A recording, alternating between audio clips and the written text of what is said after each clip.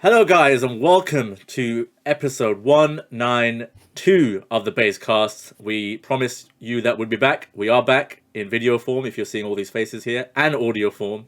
We are back, and the usual podcast team is here. Aaron, you're here. How you doing, Aaron? What's up? Good. Gary is here as well, looking suave. Well, you know it is. And this week's rotating chair is Andy. Andy, how you doing?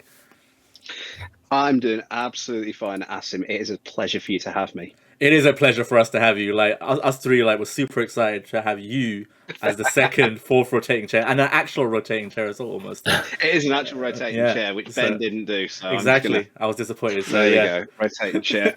For those watching the video, there's an actual thing down on the legs. Fourth rotating chair right there. I'm already better than Ben, so there we go. Perfect. You are indeed. Well. We'll get started straight into it, to be honest, because we've got some news to go through. We'll get started with what we've been playing.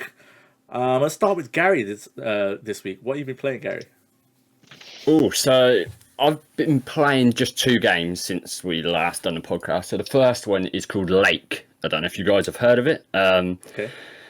It's quite hard to explain without it sounding terrible game. So it is basically a walking simulator with a narrative story, but you play a postal worker. Okay. That sounds really shit, to be honest. But it's better than it sounds. Is it Death Stranding? Yeah, but with indie.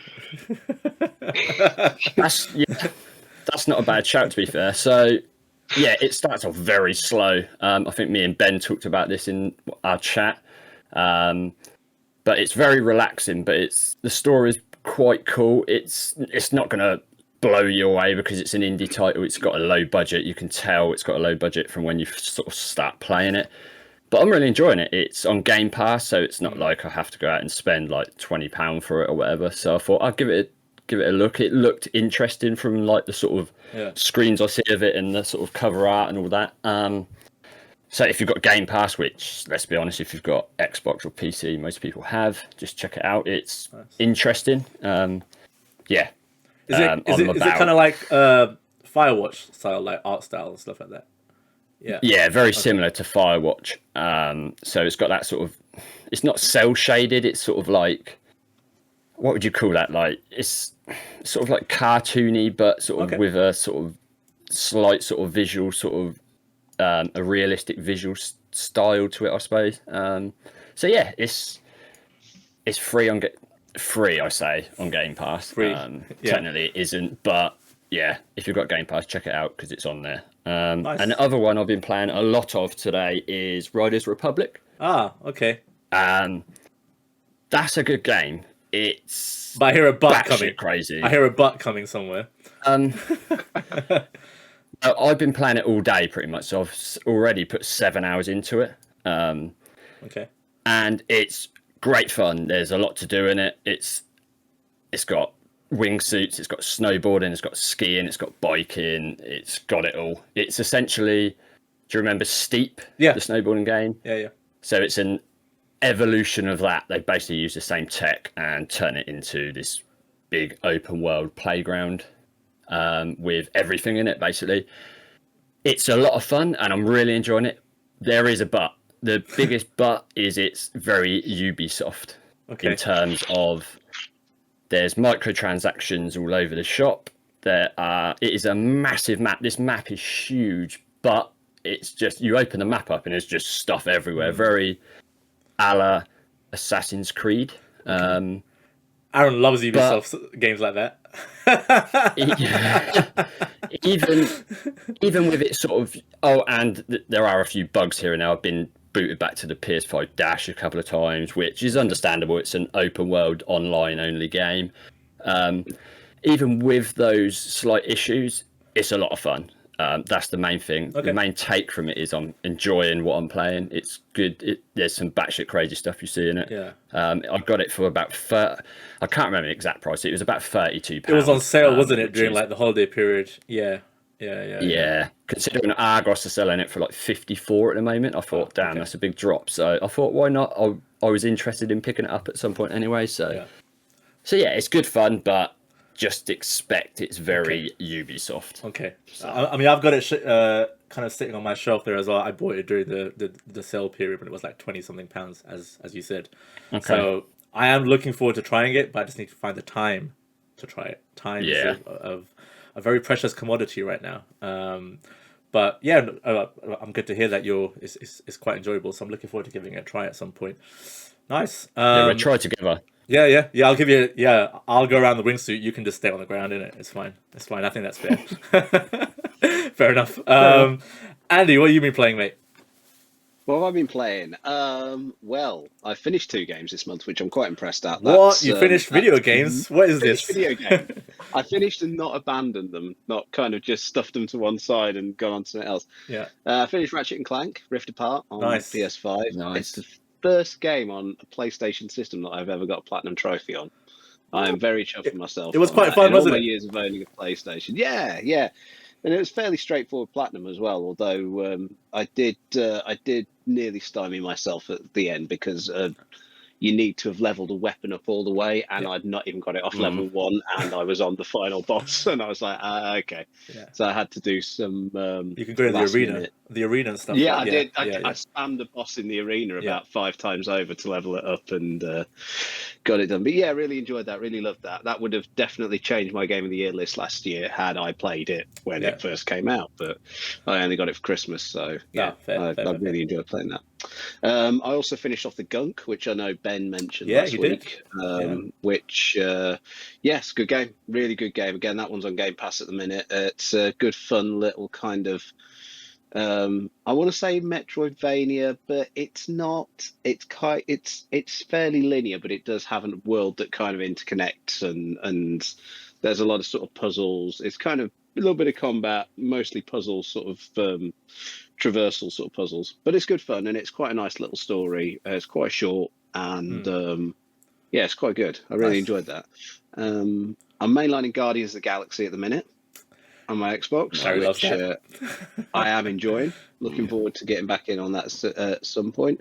And I started the other night. I started Nobody Saves the World on Xbox as well. I've been hearing a lot about this, and I've downloaded it on my Xbox, but I haven't got into it yet. It's crazy. I've seen sort of some comparisons to Legend of Zelda, and I think I get that because it's got this sort of overworld that you have to explore.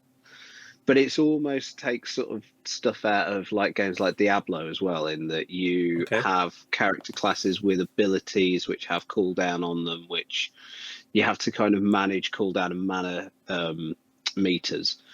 But the classes are interchangeable throughout the game. So you swap between classes on the fly as you're playing, and each class has like, it's kind of, there's this kind of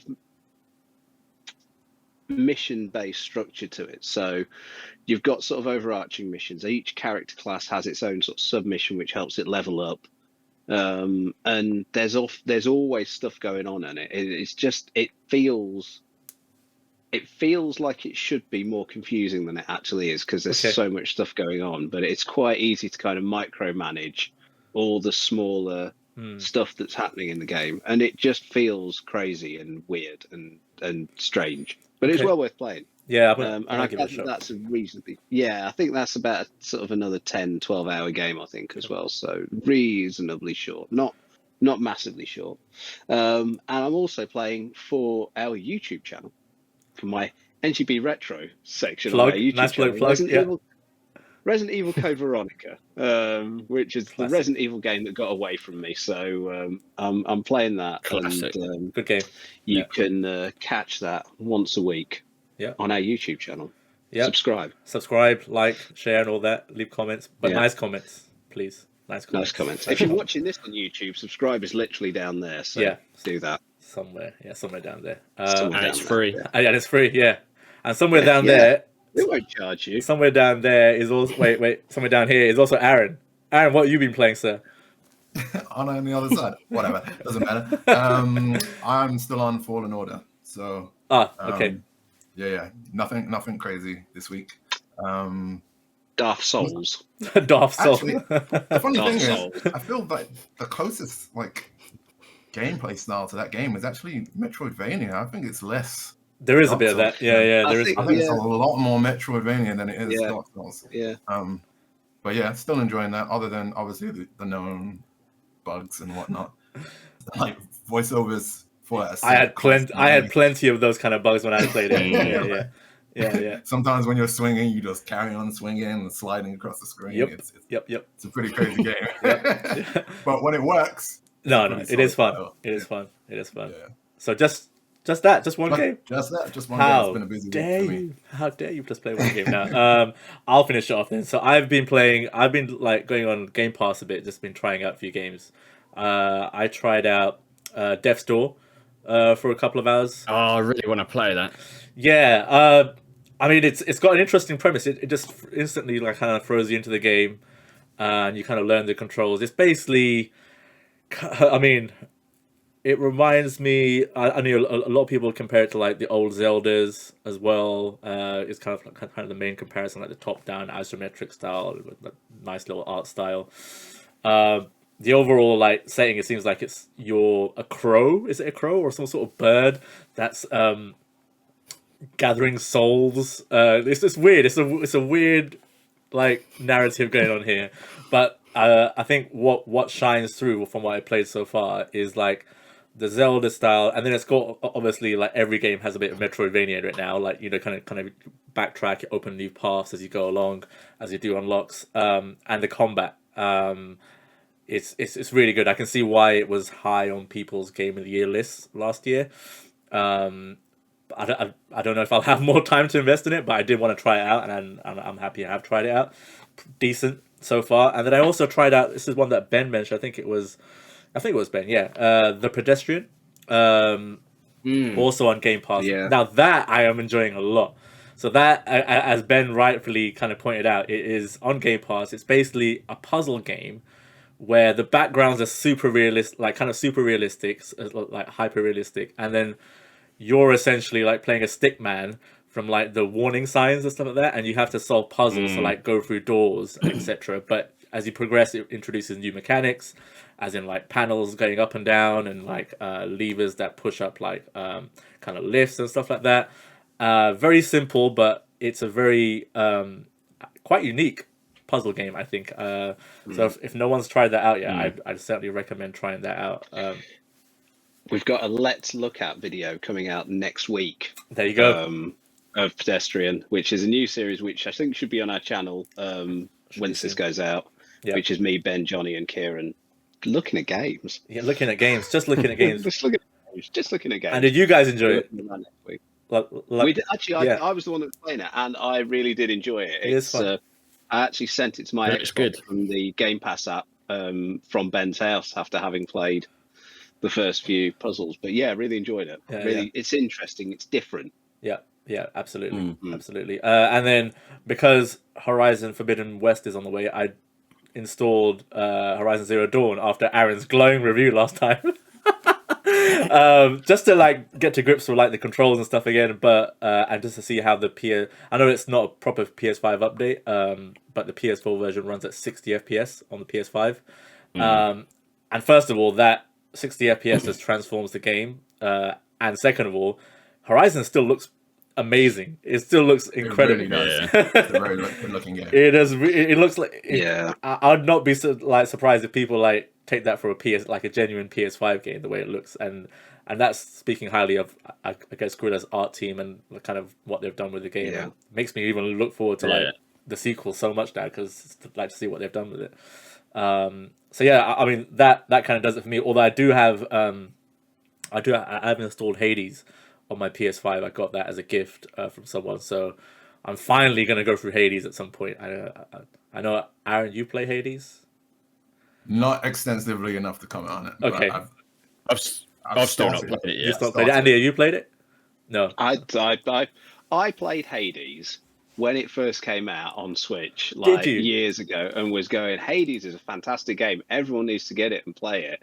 And everyone was like, yeah, whatever. And then it came to they're playing it and Xbox, and now everyone's playing it. I mean, I can see it in being in people's Game of the Year list again, like because it was on my Game of the Year list the year it came out, but it didn't feature on ours because no one else played it. Yeah, no one else played it. But maybe it will get it gets the spotlight it deserves. Let's see. But yeah, I mean that's all we've been playing.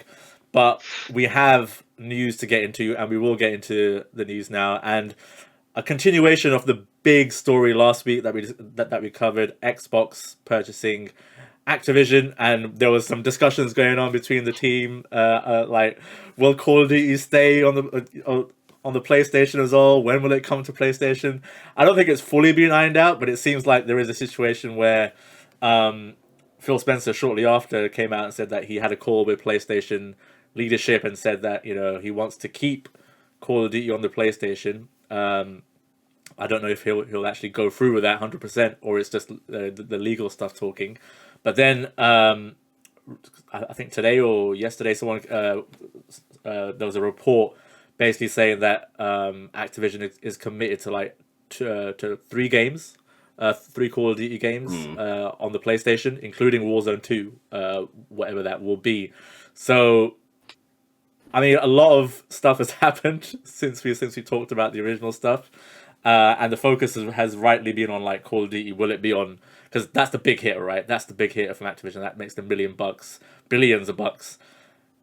But it seems like for the foreseeable future, it will stay on PlayStation. I'm gonna go to Aaron first, so you can just like be smug and say like, this is what he said. Well, first of all, I take issue with like Phil Spencer using the word honor. Honor has absolutely nothing to do with it.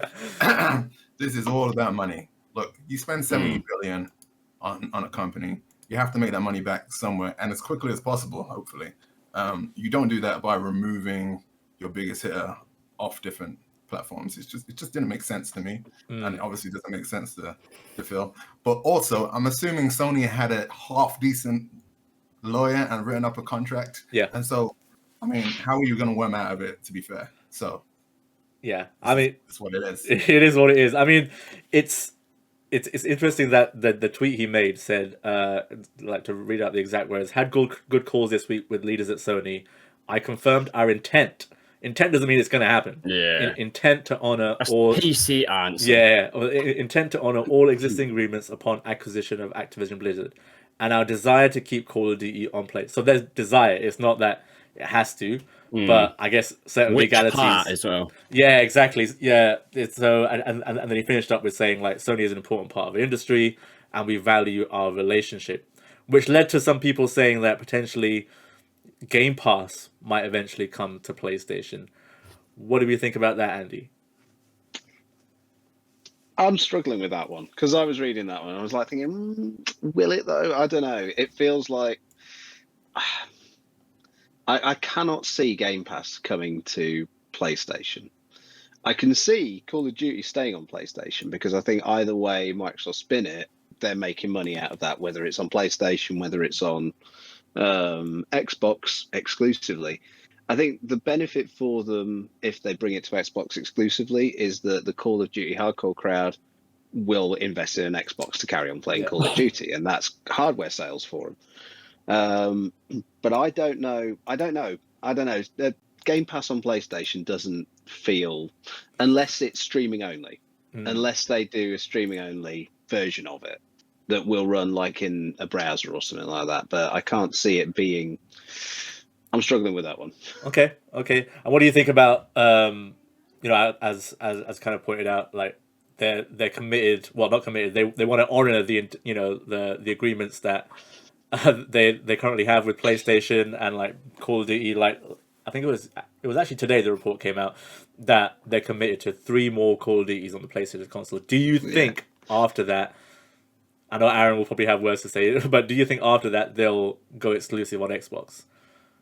After the agreements have been honored? I think it could go either way, really, couldn't it? I mean, it depends. It's all nicey. Let's talk nicey so that we get all the business stuff out of the way now. But I mean, it gives Sony 3 years to resurrect Resistance Call of Man, doesn't it? Yeah, it does. To actually kind of take the place of Call of Duty. I'd love to see that happen, to be honest. Or I would have a chat with EA about a reboot of Medal of Honor as a PlayStation exclusive. Potentially. Yeah, struggling with fucking Battlefield. I'm trying to deal with Medal of Honor at the same Aaron time. said it. I don't know. There's a lot of business speak going on around this. It's the same with the is Kotick going or staying. you can read a lot of different things into it, but it's like you said, there's a lot of lawyers on this, and they will be lawyering all over the damn place to make sure that none of the kind of the higher ranking people in these organizations say anything that upsets the apple it's cart. gonna it's gonna be very, very carefully played, because it's sitting and waiting on this one. Let's see what happens. Fair. Gary, what are your thoughts about this whole situation? Regarding Phil Spencer's comments, or Regarding Phil Spencer's comments, and like I know you were you had quite strong opinions on the podcast last time. Like, you think it will go exclusive at some point in some form. So what, after all this has come out, like what do you think? So his tweet, I respect it, but is at the end of the day, Sony and PlayStation are under contract with Activision. So once that's signed, regardless what happens between Xbox and Activision, that's contract has still got to be honoured, as he calls it. I still believe I still can't believe people don't expect Call of Duty to be exclusive on Xbox in some way. Like Warzone on PlayStation, definitely. The single player side of it, no way is that coming to PlayStation once that contract's up. I think that's what I personally think. If Microsoft can find a way to monetize and draw back that funding that they'll lose from not having on absolutely fucking everything, they'll do it, of course. But that's a hard proposition. How do you go about that? That's a lot of money to make up. That's my only. But then, if Xbox had Call of Duty single player and the base multiplayer only on Xbox, that will sell Game Pass subscriptions. Would it not? It will. But is that enough? Like, at its current price, that's the other. At its current price as well. Its current price, will it? I'm not sure it will, because Call of Duty makes a lot of money. However, price might go up for Game Pass, so we'll see. Another factor. Another factor into this could be if this rumored Game Pass stick streaming device comes out, and all of a sudden the Call of Duty faithful have a low price entry to just playing Call of Duty on Game Pass, buy a £50 streaming stick, or maybe a little bit more with a bundled Xbox controller, pay Game Pass every month and get Call of Duty, just intravenously for as long as you want it. Yeah, it's I find it just this whole situation just fascinating, to be honest. I said last time, like, I'm excited and just like interested to see how this all plays out. And I think Gary makes a fair point about wanting to boost up Game Pass. Like, we're not covering it in terms of stories, but we did yesterday just announced that Halo had over 20 million players, and Forza Horizon 5 had over 18 million players. That's a lot of players. So if they can keep Call of Duty within the Xbox Game Pass ecosystem, and I mean, can you imagine how many Call of Duty players there are around the world? Probably like 2, 3, 4 times that. Another thing Xbox do, which a lot of people sort of overlook, is, for like example, Forza Horizon 5, you get it included in Game Pass, but then once you're in it, there's so many microtransactions. Yeah, there are. What's to say they don't do that with like the Call of Duty or Activision side to make more money? Yeah, potentially. Those kind of transactions work better in multiplayer than single player, don't they? And we can all agree that multiplayer is there's almost no chance of that just becoming one platform. So if you talk about the single player side, I don't think microtransaction is where they can make the bulk of their money back, if you get what I'm saying. I think they're going to be banking on Game Pass subscribers. They're probably looking at like the Halo numbers, the Forza numbers, like thinking, if we can have in a hypothetical situation, if we can have Call of Duty exclusive after all these agreements are done, we can probably get 50, 60 million, maybe even more. I don't know how many Call of Duty players there are in the world, but that's a big number, and that is a lot of subscriptions. And you're right. Will they? I can see probably Game Pass increasing its price at some point. Like right now, it's what, $10.99 for Ultimate a month. I can see that or being like 15 or something. I can see that closer to 15 or even closer to 20. Like with all this stuff. And also, if they get away with raising the price, why would they not really want Game Pass on everything? Like, it doesn't really matter, man. If it's the number one destination for gaming, who cares whether it's on a Sony console? Who cares? The money is coming into my pocket. That's true. I still think Game Pass is going to PlayStation at some point. I think there's something behind that. I think it's interesting. Like Andy pointed out, it's very difficult to like vision it, like see it, but we're in a strange place in the industry. I think it's more difficult to see Sony allowing it, to be honest with you. I can't see how Sony would be happy with. I mean, I can see it going to things like smart TVs. Yeah. I can even possibly see a streaming app being released for the Switch for it. I could see Nintendo being up for that because they've done stuff willingly with Microsoft before. Yeah. But Sony, I think they would fight tooth and nail to keep Game Pass off that. It would have to be horrendously financially viable. Another thing that I've just thought of that's interesting with the whole Call of Duty argument is that Microsoft now have access to the data through owning Activision of who plays Call of Duty on which platform.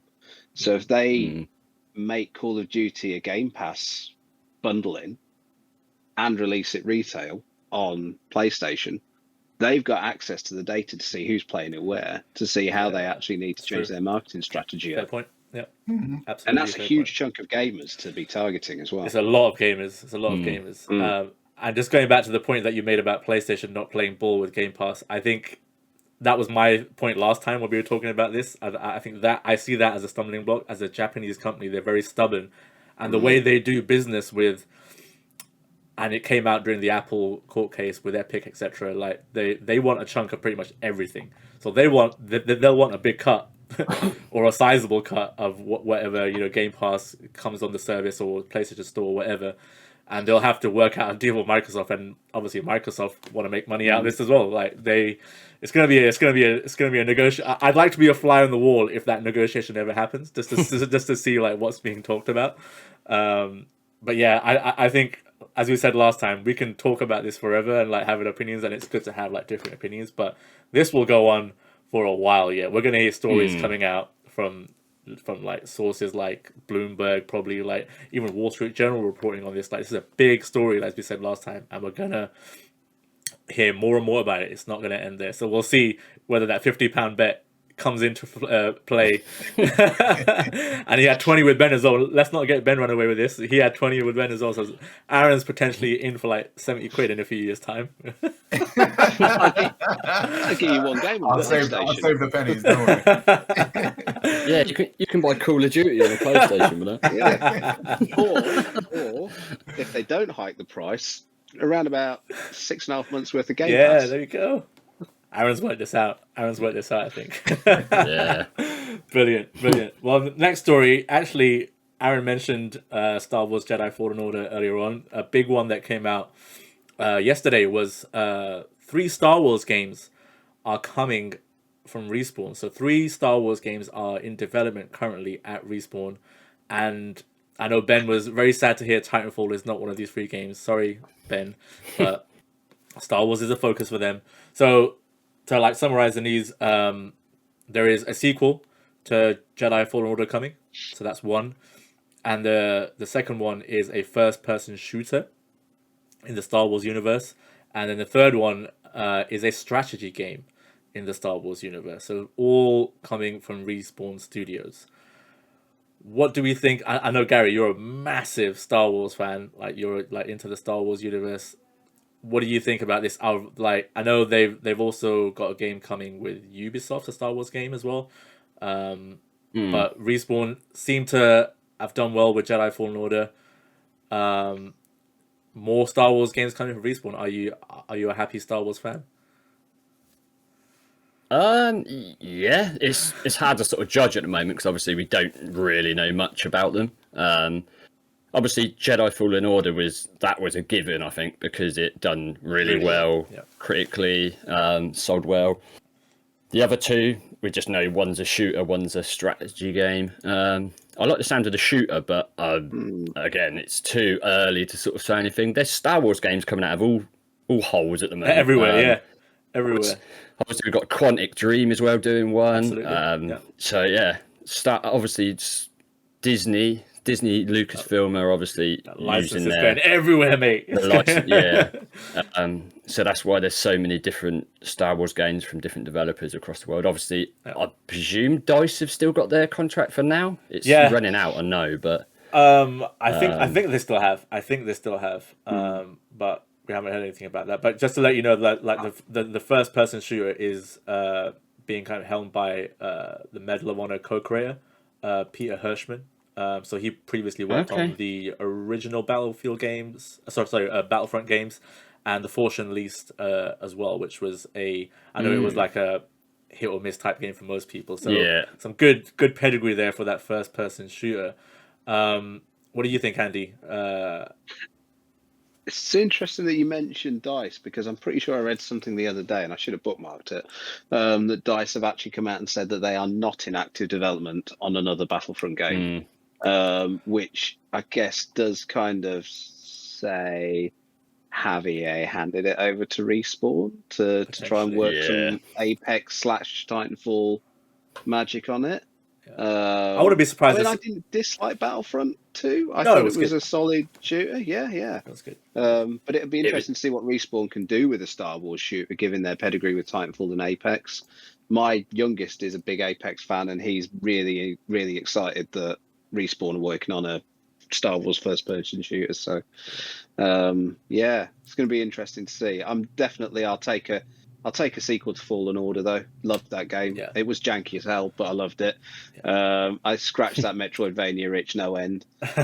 Strategy game, I'll take or miss. I used to play a lot of strategy games, but it's not something I'm play so much of these days. But the strategy game is just give some background on that. It's a new studio formed by XCOM and Civ veterans, so it has some pedigree there. So obviously. XCOM is a very popular game within the strategy genre, and Civ as well, obviously. So that has some pedigree. So pretty much every game they're doing has some pedigree behind it. And which one would interest you the most? Apart from, I'm gonna guess it's gonna be the sequel to Jedi Fallen Order, even though you haven't finished it yet. Well, in general, about the story, when I heard when you hear that EA are extending their partnership, I'm like, rough. What have EA done with this license in the past fucking 10 years? Aaron's gonna go, oh, yes, go on, Aaron. Give me that clip. Give me that social clip. You got Battlefront 2, which is actually a pretty strong game, but outside of that and Fallen Order, it's just gone to waste. They've had it for a long fucking time now. So when I first heard that, I was like, oh fuck. But when you hear who's actually got the actual games, like obviously Fallen Order, as Andy was saying, is a strong fucking game, even though it is a bit janky. Once they can sort that out, it's like the most Star Wars thing we've had anywhere for like decade, including the damn new movies. So I think the cool thing about Fallen Order is it's really a nerd's dream for Star Wars. If you've been watching the Clone Wars and Rebels and all of that, there's so many callbacks in it to those stories, and there's a lot of love in that, which I think is why I will absolutely want a sequel to that. But yeah. And as for the shooter, I'm a huge fan of Apex. I think I've got 1,000 hours in that game at the moment. Apex is fucking amazing. So I've got high hopes for that game. Hopefully they'll actually do something with that. And as you're saying with the Civ guys behind the strategy game, Civ has always been a strong contender in that space. It's a worry that basically that genre isn't very strong these days. I know what Microsoft re-released Age of Empires. That's doing pretty well. I found this on the web. My Siri goes off all the time. It reacts to you. It reacts to Aaron's voice, Siri. And in the secret fifth chair. Sorry, Aaron, go on. But outside that, it'd be interesting to see if they can get people on board, just because the genre is difficult to sell to the current use. But everything is looking strong there. I'm all for it.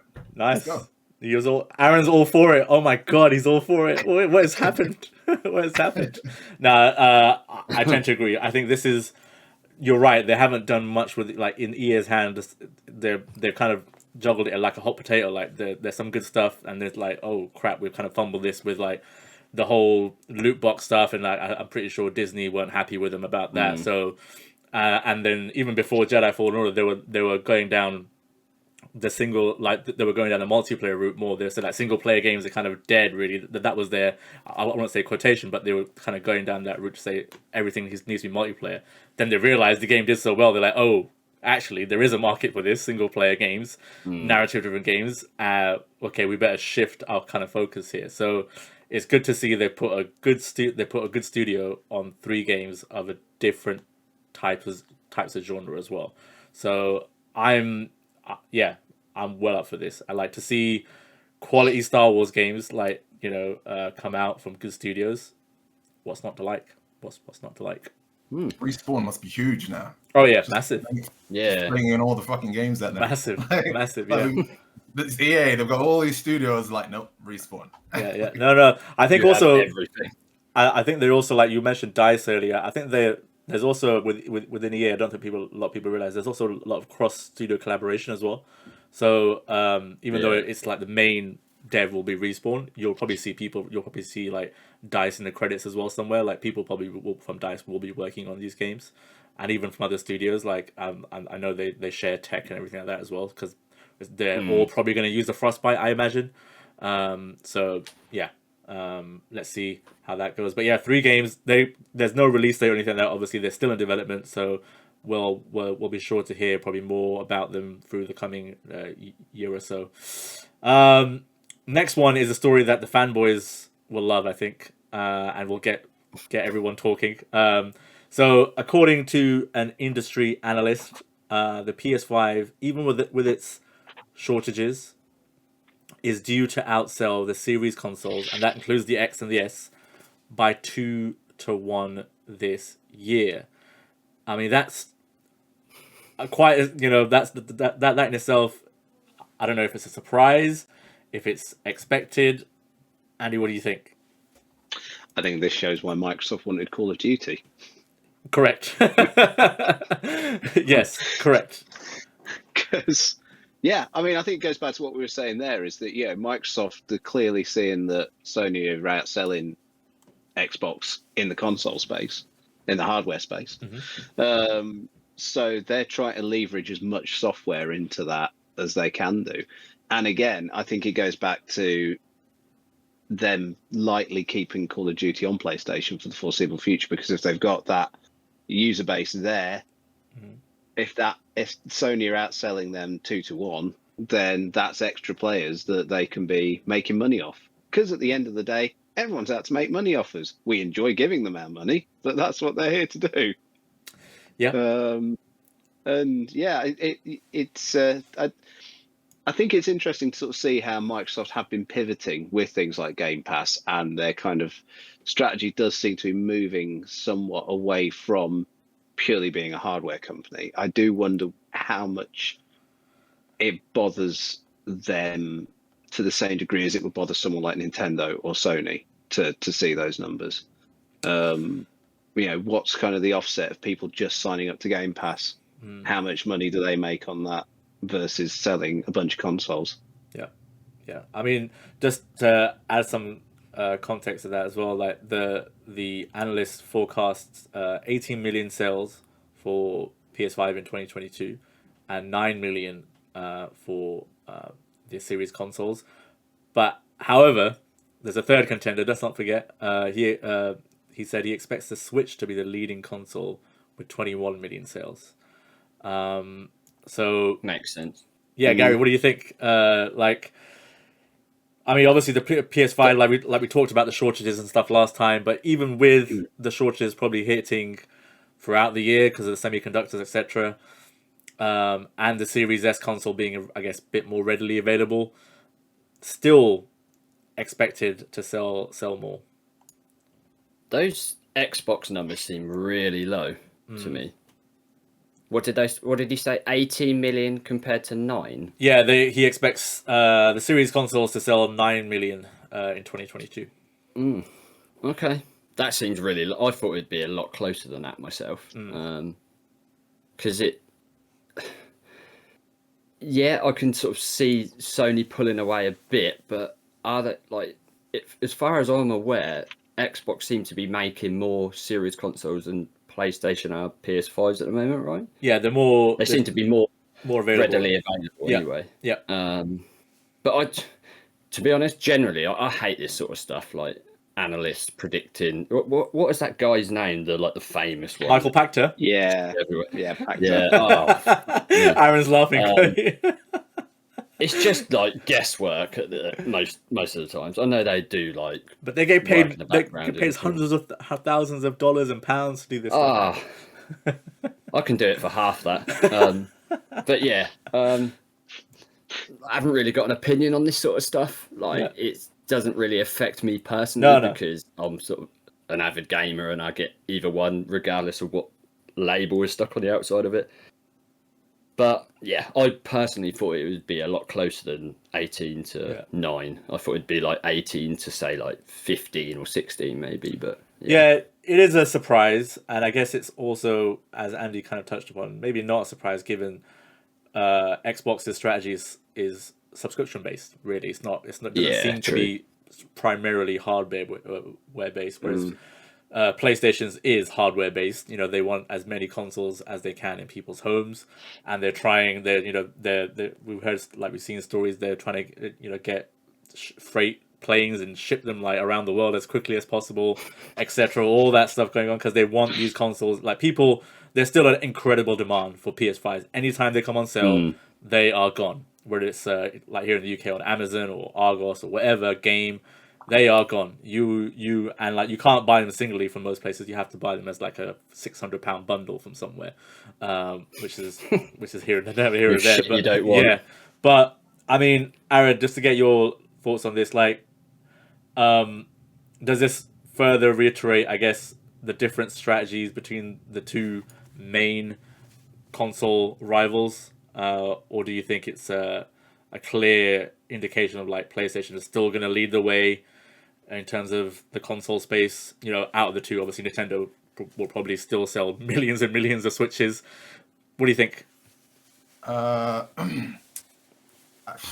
think it definitely indicates the different strategies. I mean, as I always say, Microsoft are fighting from behind, aren't they? Yeah. So that's why we've got Game Pass. Let's not be under any illusion. If Microsoft was in a better situation, we wouldn't have got something so alluring. I'm wondering if like the other half of the equation is that because PS5s are so rare and people just like things that they can't have, they're just flying off shelves as well. But at the end of the day, I don't think Microsoft give a cap. But I'm assuming they're making a shit ton of money off Game Pass, and this will matter a lot more to Sony than it will to Microsoft. Yeah, hands down. No, I tend to agree on that. I don't think, as Gary rightly put it, I don't think it really affects the avid gamer like us guys. I guess if you're just looking for a PS5, probably still affects you. If you're choosing between an Xbox Series console or PS5, maybe it affects you. But outside of that, if you're like you're properly into your gaming, I guess you've got different avenues to play them, and get Game Pass is Xbox's biggest thing. I think they've also got people like me who didn't bother getting a console on the Xbox generation because I own a PC. So they've kind of segmented their user base like that. I don't know to what degree it is. I'd love to know the numbers, but it's there. It's definitely a factor. I would think more of their subscribers are on PC, like worldwide anyway. Yeah. But the interesting thing is, obviously, again, going back to Game Pass and streaming, if you've got Game Pass on a PC, you can still access the console games if your internet connection's halfway decent. Yeah. Because you can just stream them. Cloud, yeah. That's a big part of True. it. That's a big part of it. It's just it's just there we go. They're just offering like so many ways to play your games. It's a completely different strategy, as we touched upon. But I mean, let's see at the end of the year. We'll come back to it. I'm sure both companies will release their figures at the end of the year, and we'll be on the podcast talking about it and see where we are. Or that I tend to believe that Xbox will probably release their Game Pass figures more than the console figures. Xbox never released their hardware figures, do they? I mean, I think the last time they did, they just said like it's the fastest selling console of any generation, which it probably is. Yeah. But yeah, let's see. I think they'll probably focus more on Game Pass numbers, which last we heard was 25 million. Let's see how it is by the end of the year. Let's see. I mean, those are the main stories. But we will go on to some quick news roundups type of stories. One that hit today, and it was kind of a big escalation. It was leaked, and then it was like officially announced. So the leak happened on a Chinese social media platform, from a Crytek channel there, saying that Crysis 4 is coming, and then a few hours later, official announcement from Crytek and was on was on social. Crysis 4 with like a teaser trailer. So well, they didn't actually call it Crysis 4, but a new Crysis a fourth entry in the Crysis series is coming. So it will probably be Crysis something, most likely. Let's be honest. Aaron, as a PC gamer, they haven't said anything about it, like if it's going to melt PCs like the first Crysis did or not. Would you would you think that will happen again? Like Crytek pushing the PC space forward again with like the tech we have now, or do you think it will be kind of an all-encompassing thing where it'll be a nice looking game maybe, but it will be kind of spread across, like, you know, to make sure it runs well on PC consoles as well? What do you think? And are you looking forward to it? Well, first of all, I haven't played any of the other Crysis other than the game-breaking one that was Crysis 1. Yeah. But from what I understand, haven't they got better in performance as like Crysis 2 and 3 are much better runners than they have? Crysis. They have, yeah, but I think they don't probably still, if you're playing on a PC, like you can still max out the first Crysis and it probably still looks better than the 2 and 3. So they probably scale down some of the stuff a bit as well, not to make it melt PCs most likely. I mean, they've probably learned their lesson, right? A little bit. You think so? I don't think that this will be breaking PCs. Personally, Crysis games are just a bit of fun and nice big sandbox for me to fuck about with. I don't really take them seriously on a personal level. So, yeah. I mean, the first one was kind of like, I want to say it was like groundbreaking in a way. Like the whole like the suit was like quite a unique aspect of it with like the stealth stuff, the speed, I think it was as well. Andy, did you play any of the Crysis games? You're looking forward to a fourth entry? I know Crytek usually like to use their own engine with their stuff, and so I'm personally more excited to see like what they do with an engine, like a new engine for a new Crysis. Yeah, I mean, I played Crysis on my PC years ago. I had to really crank my settings down on it to actually get it to run. I think everyone did, didn't it? But I never really played either of the other two. I think I might have dipped into Crysis 2 a tiny bit. I never really finished Crysis 1. I'm interested in revisiting them, to be honest with you. You can get all three of them on the Switch now, you know, so even Switch plays Crysis. And I'm interested to sort of have a portable version of those games to tool about in, because games like that and The Witcher I tend to find I play more of on my Switch because I can just pick it up, play a bit, put it down. But I don't know. I mean, Crysis is fun. It's like Aaron says, you know, it's just a big environment for you to tool about in, isn't it? And pretty much. Yeah, I'm not excited. I'm excited. Not disappointed. Okay. I'm very ambivalent towards there being a new Crysis. Ambivalent is fine, Andy. Ambivalent is absolutely fine. Gary, are you with Andy, or are you like, I can't wait, a new Crysis game? No, I'm with Andy. Okay, I've fair never enough. actually played. I've never played a Crysis game, not even one. Really? Minute of a Crysis game. Okay. Yeah, because obviously, like the old Crysis games were more PC focused. Yeah. And I've never really been a PC gamer. I know they released one. Was it on the PS4, like the remaster or whatever? Yeah. I can't even remember what one was that. Can you remember? Yeah, they released years back now. Yeah, so 1, 2, so 2 and 3 were on the consoles as well, and they're now released recently, last year I think it was, remastered versions of all three. Yeah. Yeah. And it's never sort of grabbed me and made me want to play it. So yeah, Crysis 4. I'm sure there's millions of people out there that are really excited about if it is true that a Crysis 4 is coming, but for me, yeah, it's just another first-person shooter for me. Fair enough. I mean, it's definitely coming, but they haven't given a release date or anything like that. Like I said, I'm more excited to see what they, you know, what technical boundaries they kind of break with their engine and stuff like that, because their engine is usually pretty good. I know Unreal Engine is, you know, the most used and probably will be the most used, but Crytek tend to do some different stuff with their engine, so I'm interested to see how that shapes out. I have played all the Crysis games. I haven't finished one, But no, actually, no, I did finish 1 eventually. I finished 2 and 3 as well. I think I back in the day, early NGB days, I might have reviewed actually one of the Crysis games as well. So yeah, I enjoy all of them. Like you said, they're pretty much like a sandbox in terms of like trying out stealth action.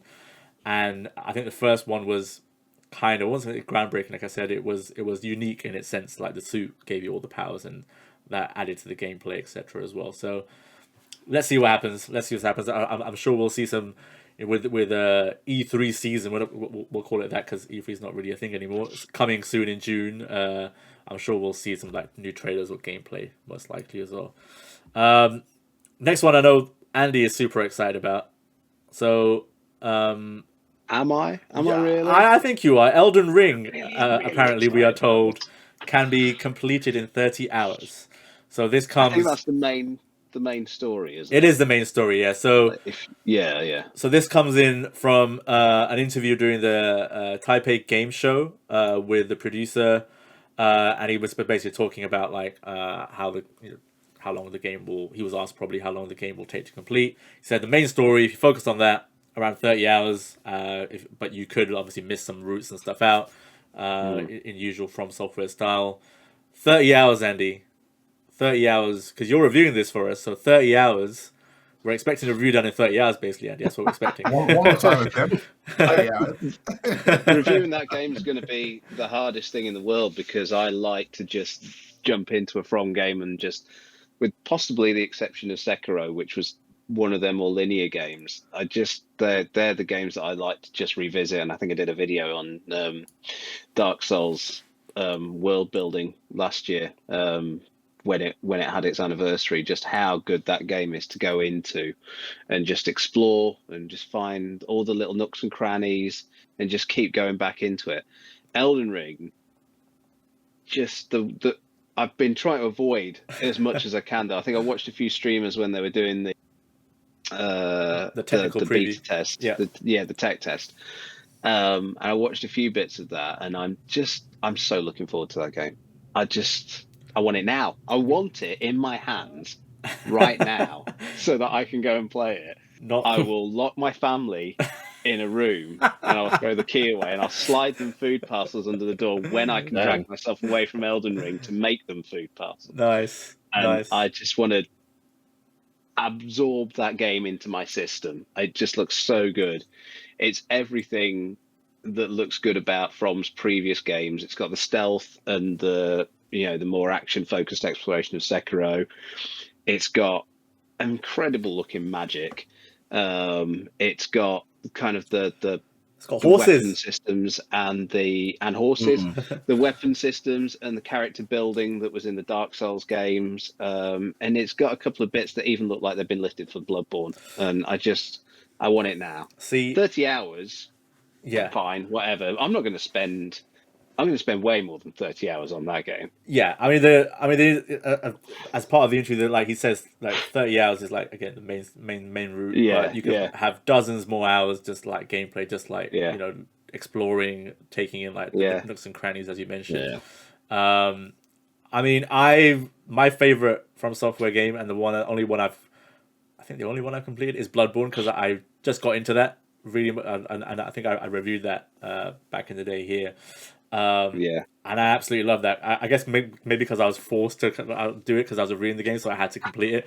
But I just loved it. I really loved the combat, the world, and like you said, exploring every nook and cranny. So I'm not as excited as you about it, but I am looking forward to playing it. Like when it comes out, I think I'll focus on Horizon first, and then probably go to here.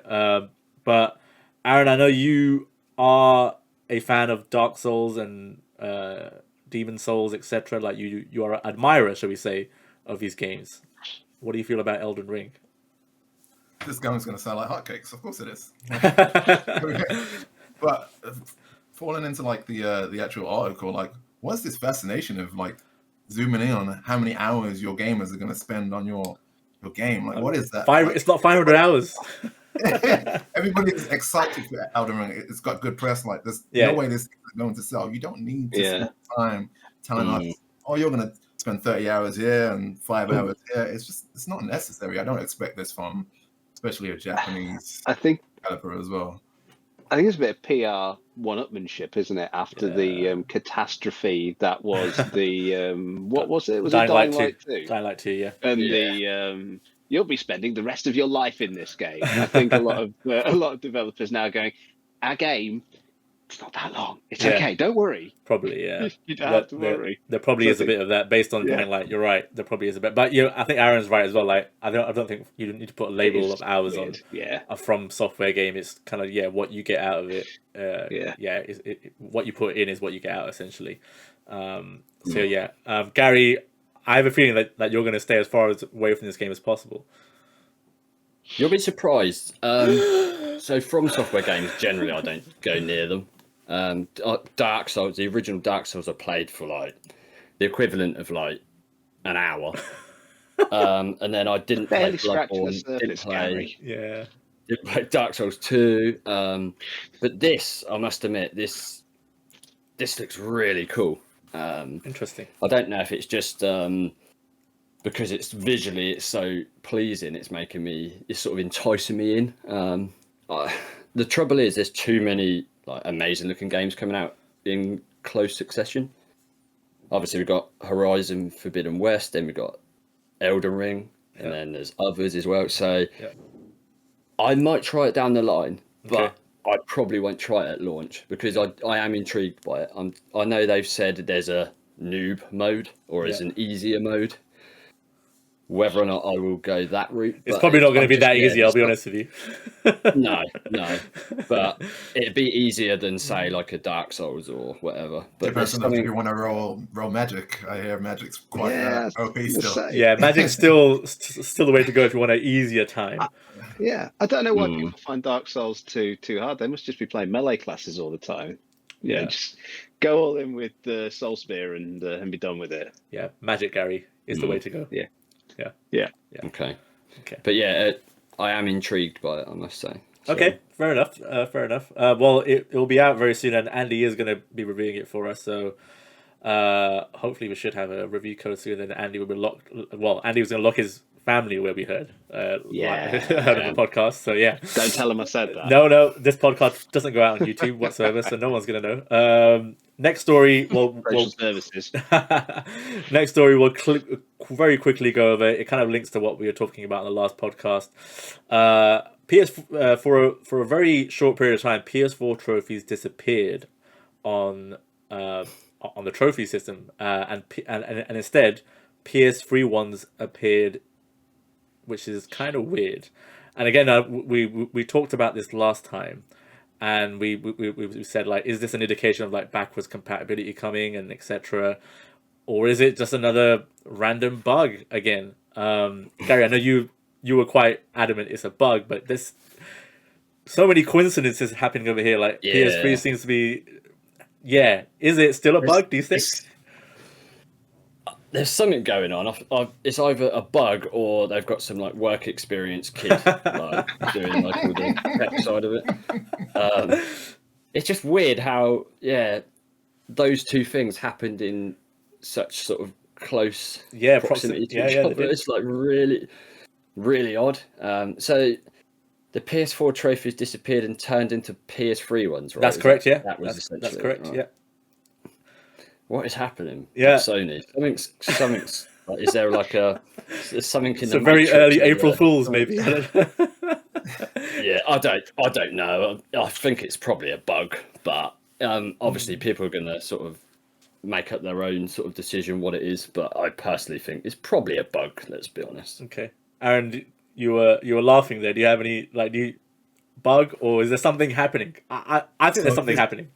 This is either a really elaborate PR stunt, in which case kudos, or 1 a week, or I have to say, what the hell is going on with their QA department? Like, surely you test this stuff on the side. Why are you testing this in a live environment where people like Sony can't be that stupid? So it's either some elaborate PR stunt or. Fuck knows, mate. I have no idea. They need to be peer reviewing their pull requests before they merge up to production and clearly push it out. There's some bugs coming out there. Clearly, I mean, outrageous. it's just. I think So odd. I personally think there's too many coincidences happening within a short period of time and like the stories, like strong speculation, from good sources that backwards compatibility for PS3 is coming in some shape or form. Andy, what do you think? What do you think? Come on, join me on my side. I don't. It's not a bug. I would love PS3 back compatibility to be a thing, but I don't know. We've been here before. We've speculated on stuff before, and nothing's come of it. So I'd love it. Knowing Sony though, it'll be making you buy all your games again. Potentially, despite having that'd them be in a brutal. digital library. It would be nice if assuming backwards compatibility is coming. Yeah, it would be nice if they went the Microsoft route and let you slap a PS3 disc in your PS5 and it authenticated it and downloaded a copy that required the disc to be in the drive for you to play it. That would be fab.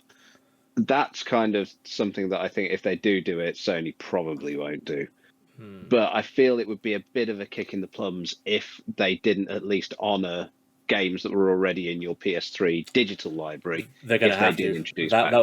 If this happens, yeah. and they don't do that, that will cause a shitstorm. That's a PR nightmare for them to deal with. Big issue. Yeah, and even the stuff you mentioned with the disc, they have from the Mark Cerny like did this a thing around the launch where it showed like that there's some sort of system that is in place in the PS5 that it can play PS3 games. Yeah. So if they don't do the disc thing as well, again that is a PR nightmare as well because the Xbox does it, and the PS5 has the capability to do it. It seems like it. It's not even like it's a weird disc format like the Dreamcast or the GameCube. They are Blu-ray discs because PS3 was the Blu-ray console. Yeah. So, you can stick a disc in and it will read it. It doesn't require a specific laser or anything like that. It's just a Blu-ray disc. Yeah. That's me being really non-technical. There might be a technical reason why they couldn't. Probably. But theoretically, they're just a Blu-ray disc. They should just be able to go, oh, yeah, that's a copy of Heavenly Sword or something like that. Here's a version downloaded that you can play. Oh, I'd love to play Heavenly Sword at like a solid frames. Because that game was not solid when it came out. I don't remember playing it. It was not solid. Yeah, no. But okay, I mean, again, if we're talking about this next week again, some other bug or something's happening, man. Come on, I'm just saying it now. If we're talking about it again, something's happening. Something that devs don't want to happen though. After being surveyed, and we talked about, I had my rant about this last week, is NFTs. So. The majority of game developers have no interest in NFTs, a survey finds. 70% of developers have no interest in implementing non-fungible tokens, NFTs, in their games, a new wide-reaching survey has found. So this survey was done by, it was part of the State of the Game Industry report. And let me use the keyword here, developers are saying this. Yeah, I was just about to say that. So 70% of them said they are not interested, 21% said somewhat interested, 7% said very interested, and only 1% said they were already developing them. So, we had a discussion about this last week. Andy, where do you fall on the whole NFT topic? Please don't tell me you're like a big fan of NFTs and you bought like... I've got all of the NFTs. I had to right click lots on web pages to get them, but I have got a big PNGs. folder on my computer that's just called NFTs ! So I'm all in on NFTs. No fucking thanks, more like it. Yeah. Good God, they're awful, aren't they? It's such marketing bollocks, isn't it? It's nonsense. It means absolutely nothing. It's just rich people getting richer and getting involved in quick money making schemes that they can just ditch when they get bored of them and they want to go on to making money in some other way. It's just rubbish and nonsense. And I have not seen anything to do with NFTs that you couldn't do with other kind of systems. There is no reason you would need a blockchain to do but you can create a character in this game and bring it over to this game. It's like, no, we've got save files, mate. That's what we can do. That's how you can bring a character from this game into this game. No. Absolutely not. I'm glad we're all on the same page. I would love to have a week where I don't see a mention of NFTs in my newsfeed. I mean, I don't think it's going to happen for a while. I don't think it's going to happen. No, It's going to get worse. It probably is. It probably is. And I know, like I said, we touched about, like I mentioned in one of my 3 points was devs. Like one of them were like talking about devs, and this kind of backs that up. Like devs do not want to be working on NFTs. They've got other stuff to be working on, like actual games, and they're not interested in it. But on the flip side, I know Aaron, you mentioned last time, obviously money. Publishers want to make money. So while devs might not be interested, it seems like publishers, well, certain publishers certainly are. What do you think about this story coming out? And do you think it will dissuade publishers to push their devs to like do NFT stuff? No. No.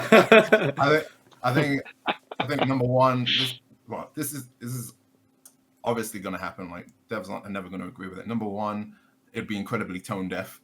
Like everybody can see that NFTs are just rubbish. Like you just putting a target on your back. And number two, as you said, these are creators. At least the good ones are. Yeah. They don't want to waste time putting random shit that nobody cares about. The people they're selling the games who don't care about. They want to be creative. They want to create new things. They want to be inspired by the games they probably grew up playing. They're not interested in whatever this is. So I mean, you know, it was quite obvious this was going to happen. Yeah, no, fair. But unfortunately, they don't have a say. Yeah. Unfortunately, publishers and the people who own these IPs are the ones who are going to drive orders. More importantly, are the ones who are going to drive this forward. And there's not much you can do about it. You kind of just have to let them fail, let them see that nobody cares. Hopefully they don't make any money. Otherwise, this isn't going anywhere. And then hopefully we'll slide away and never come back. Fingers crossed. Gary's is already like face palming and all that stuff during when both of you were talking. So Gary, I'll let you have your final say on NFTs. Hopefully we don't have to discuss this again, but I'm guessing we will. I was just about to say I don't like actually talking about this because it's just an awful topic, right? But yeah, 70% of developers say they don't want to be involved with it, but I bet it's about 80% of publishers do. I'm not going to name publishers, but I think we know the who ones. would jump on the bandwagon. It's just awful. It just needs to stop. But I've got this really bad feeling this is going to be massive in like 18 months, like even more so than it is now, which is worrying. My one worry is if the big three get involved, like Xbox, Nintendo, and Sony. That's when it could get really messy. No, God, no. Please, no. I certainly hope not. I certainly. Believe it or not, the one I could see getting involved is Nintendo. More than the other two. I hate to agree with you on that, but Mario NFTs. Yeah, I can see that a mile off. A one-shot amiibo that only exists. I mean, to be fair, you I don't know. You could be right. They give like little hardware revisions and sell them for like ridiculous amounts. So exactly, that's exactly it. But the thing is, again, it comes down to the whole NFTs just being a buzzword because there is absolutely nothing stopping Nintendo now, and that's obviously speculation that Nintendo will be will jump onto the bandwagon. But if Nintendo did it as like, oh, here's a unique Mario amiibo that you can only get with an NFT, there's nothing to stop them making a unique Mario amiibo and selling that as an auction thing anyway. True. There is absolutely no reason for them to do. They'd get reamed for it anyway, but they'd get reamed even more if they did it as an NFT. There's no reason to use that technology to do this other than why? I don't know. Why? Why? Why the hell do you need to use blockchain? Let's just hope they don't. Fingers crossed. Fingers crossed they don't see this as some sort of away. Just stay away. I mean, I'm going to finish off by like a quote from one of the developers that was asked during this survey, because I think he or she puts it very, very nicely. I think he or she said, "How this hasn't been identified as a pyramid scheme is beyond me. Why do we need them? What benefit does it have putting these systems into our game? Who is using these things? It feels like a very small audience. And also, these technologies are not using sustainable energy and are a target for money laundering. As a developer, I feel deeply uncomfortable that there is a push for these. It feels entirely fueled by greed for more money because we read stories about crypto millionaires when in reality all of it is extremely unstable and unethical. I mean, Well said. that is a perfect response, which just sums up how I think pretty much all of us feel about it. Like we talked about it on the last podcast, we talked about it now as well. I think that says whoever that dev was, give him a raise and don't put him on NFTs. After all that. After all that, yeah. we will finish it up there though. It's been another bumper podcast with opinions, thoughts, and thoughts about what we've been playing and what we potentially might be playing in the future. Myself and Gary won't be on next week because we will hopefully, if everything goes to plan, if you don't see us, that means we're having a good time in New York. Crossed. But Aaron and Andy will be back, and I think Ben will be hosting with Nico joining the podcast as well. So you'll see a couple of different faces, but we'll be back the week after. We have a lot of content going out on the channel, as kind of Andy mentioned. We've got Andy's retro videos. We have some Let's Look At, which is a new series coming. I know Gary's been working on that with Andy as well. Nice little intro. And we just had our Uncharted Legacy of Thieves collection review and content here as well. And we'll probably have Horizon stuff in the future as well. Elden Ring. I think potentially Sifu and Dying Light 2 as well. So lots of content coming your way, including obviously this very podcast in video form, in audio form, on everything. I had a few questions asking if we're on like Apple Podcasts and everything. Yes, we are. So soon after the podcast goes live on Friday, it will be on all the services. And I know a lot of people listen to Apple Podcasts or listen to their podcast through there. Just search for Next Gen Base or Next Gen Basecast, and you will find us there. We are on there. You can subscribe and listen to us each and every week on a Friday. And also follow us on our social channels like Twitter at Next Gen Base. Instagram is at nextgenbase _ because someone stole Next Gen Base. How dare they? But all our news, everything news wise, we are on it pretty much the moment it breaks on social. So you can find news there that we will potentially discuss in the podcast. But that is it for this week. Andy, thanks for joining us. I know you'll be on next week as well, but thanks for being our rotating fourth chair guest. It's been an absolute pleasure. I guess that's Nico next week, isn't it? Yeah. Nico's in the chair. Make Nico rotate his chair as well next week. He's got to spin his chair around. Yeah. Like, he's got to do a full 720. Yeah, exactly. Actually, no, that's 720. Is that? 720. No. Yeah, that's 2 rotations, isn't it? Yeah. Welcome to the NGB podcast where we talk about angles and degrees, everything. Yeah. But yeah, Nico will be the guest next week. Gary, thanks. I have to spend time with you next week, so yeah, fuck's sake. Damn. Looking forward to I think Gary will bother. We'll probably have some content from New York as well. Actually, there's a big Nintendo store in New York, which I know Gary has plans to do some content around that. So look out for that. Aaron, pleasure as always, sir. I'm sure you'll be back with your hot takes next week. And I also want to be in the room with you and Gary because I've been on holiday with you guys and I know what that's like. We're not sharing a room. We're not sharing. I mean, it's mainly Gary. Let's be honest. Enjoy that toxic environment. Have fun. That's why I decided, like, for the last few trips that we've taken, I've not shared a room. We've not shared a room. Although we did in Kyoto, but that was out of necessity, really. Yeah. So yeah, we're different. That's rooms. hilarious. But yeah, moving swiftly on. That note.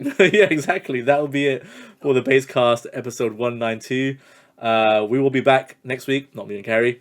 But yeah, stay safe, stay happy, and stay gaming. Bye, everyone. Bye. Bye.